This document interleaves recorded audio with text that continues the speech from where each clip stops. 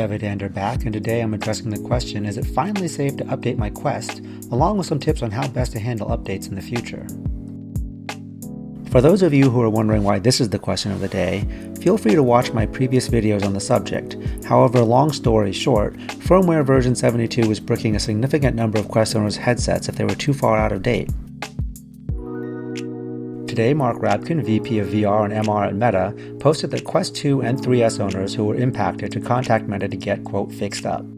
While the post conspicuously leaves out Quest 3 and doesn't specify what getting fixed up entails, emails from Meta support more or less confirm that Meta will be replacing impacted units even if they're out of warranty, likely with refurbished ones. As for the Quest 3 specifically, I doubt Meta will be leaving their flagship product owners out in the cold, so they should also reach out for support via normal channels. If you've heard of anyone with a bricked Quest 3 being rejected by support, please drop a comment and let me know. For those who have been holding back on opening their new Quest or turning on their old units for fear of getting bricked, I think it's as safe as it's realistically going to get, and users should return to using their Quest as normal. Now, the question that's still looming over a lot of people's heads is what to do about automatic updates in the future. I've seen several people voice that they don't trust updates and don't update their devices as general practice. However, it's important to remember that not having updates was almost certainly a big part of why people's headsets were bricked this time. My personal position is it's best to just have automatic updates on and understand the benefits likely outweigh the risks most of the time. Meta does test their firmware with thousands of users via the public test channel before releasing them to the general public, and they use a rolling update with their new firmware versions, so usually only a small number of people will be affected if a bug or glitch does make it through. But if you do want to opt out of receiving automatic updates, here are your options and what you should consider. First off, to access the settings for automatic updates on your Quest, go to Settings, make sure you're in General, click Software Updates, and toggle on or off the options for each of the 4 categories shown. Here's what each one does. Software Updates. This controls whether you get firmware updates that include new features, updates, and performance improvements. Occasionally this does mean you'll be the one to experience a glitch or bug, but it also means you'll be getting access to things like improved pass-through clarity, improved hand tracking, and unlocked processor performance as soon as possible.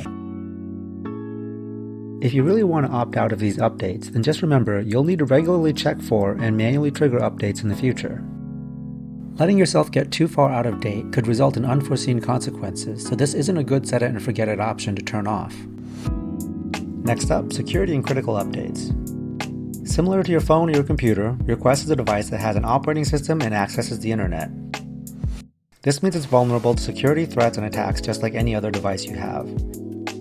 You should definitely leave this option on, as you don't want to risk something happening to your data or your Quest being a vector for attackers to get into other devices on your network. Automatic power and update. If you leave this on, your Quest will occasionally power on even if you turn it off entirely to check for updates and apply them.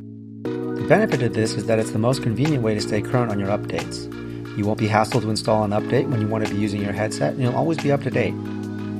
While some people might find the idea of their device turning on the phone home somewhat invasive, I opt to leave this on because it's just really nice to have updates already taken care of when I go to use my headset. Note that if you have a lock pin set up, this setting may not be available to you. And lastly, update and backup before shutdown. This sets the default behavior of the Quest when shutting down such that it'll upload your cloud backup and apply updates before turning off. You always have the option to bypass this step by clicking the drop-down to shut down without updating. Another option is to hold the power button for 3 seconds when shutting down to force a shutdown immediately. Use either this or update when powered off as a convenient way to stay current with updates. However, if you want to have full control over when updates are applied, you can toggle both these options off.